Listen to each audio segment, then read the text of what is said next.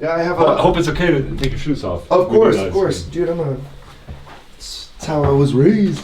Because I've seen so many of your like gear videos, and I always thought this was like a side thing about coffee, and I was like, sick, I love coffee. And then I was like looking in, I was like, oh, this is more like just talking about other stuff. Yes. While drinking coffee. Please. Do you get milk? No, I just drink it black. Okay. It's like venue coffee is always a little burnt. It has to be burnt. That's kind of like the general rule. Yeah. It has to sit there for 5 hours. Yeah, so it's take like, that and I'll mix them up. Okay.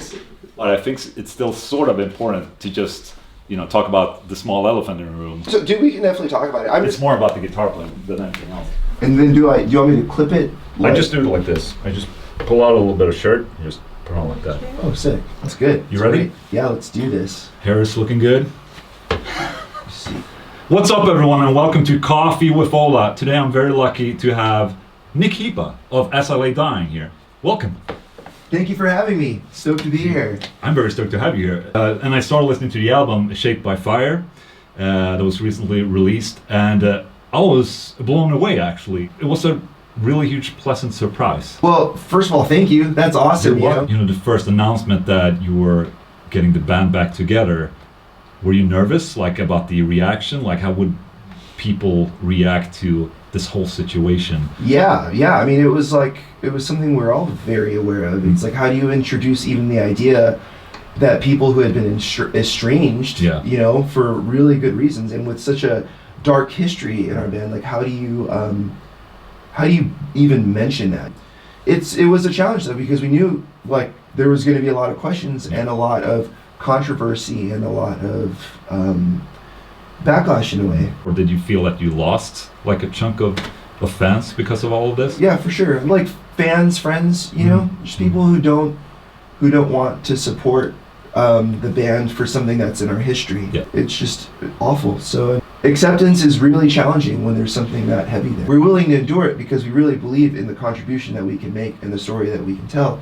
Yeah. But the whole heart of this is the present and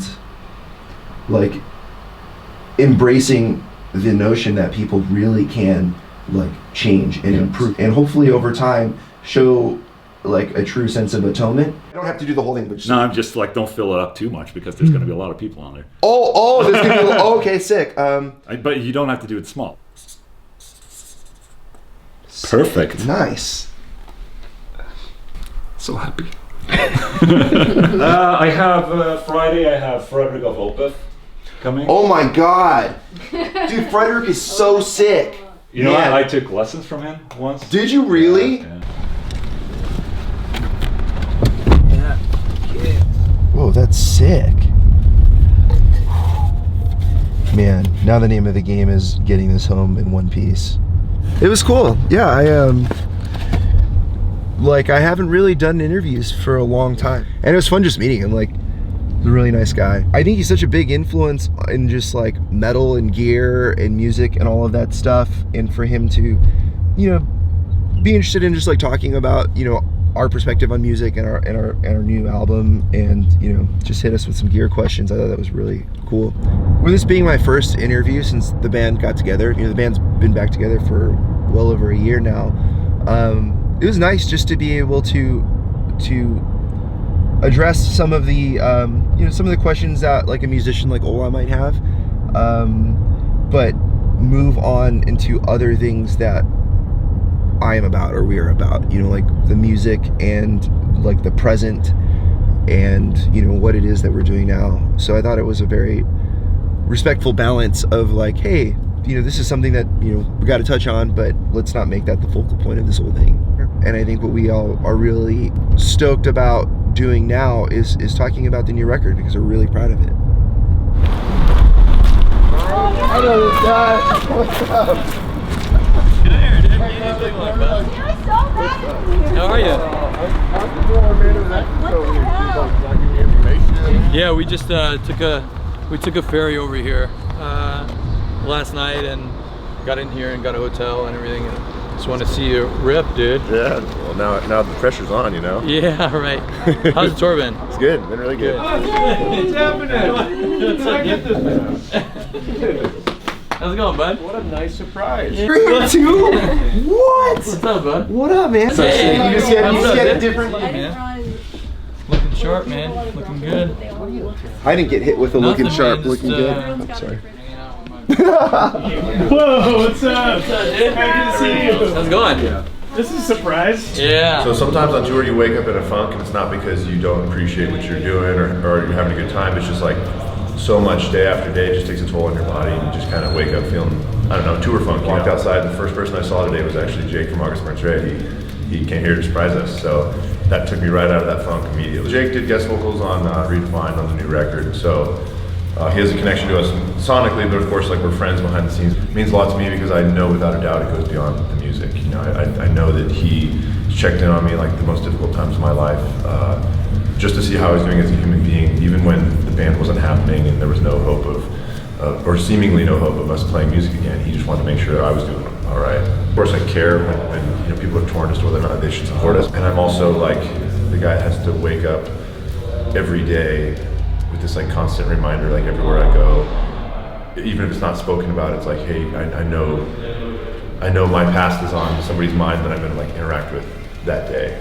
So like I'm just always ready to face it, you know. And I think it's more of a shocking experience when like, you know, from the other guys, they feel like they've never done anything wrong and they're being punished in a lot of ways because of my wrongdoings in the past. So like, say they run into an old friend and that old friend now feels, you know, from some other band feels differently about whether or not they should support my friends, you know, the rest of the guys in Azadyne because of their association with me. You know, that's pretty unfair to them.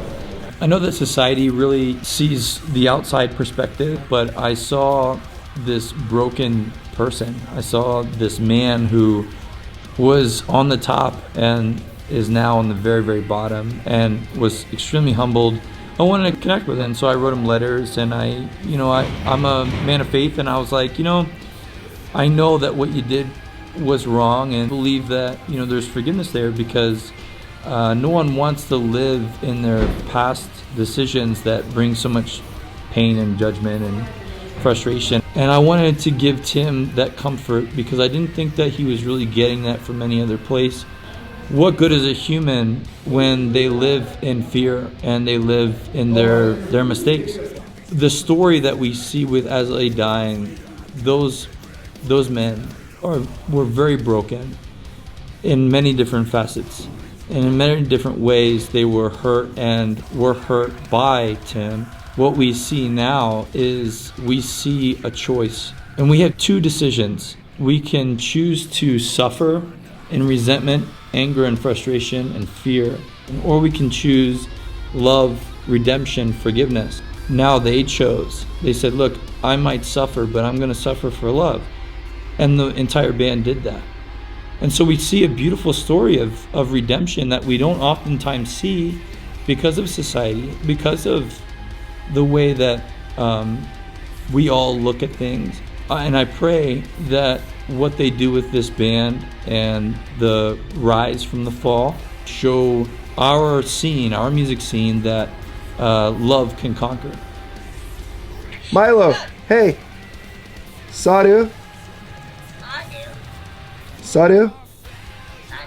Sadhu? Now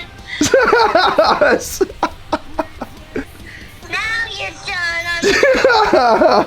Have fun at your Oma's house, buddy. I love you. I love you too. But he didn't want to FaceTime me. He wanted to watch the Russia recap video, the vlog, because I say something about him in there. We talked about the postcard, and the first time he saw it, he was like, "That's me!" And now he only wants to watch that. And I was like talking to him, and he's like, "Okay, bye. I want to watch the Russia recap video." I was like, "Dude, I'm right here."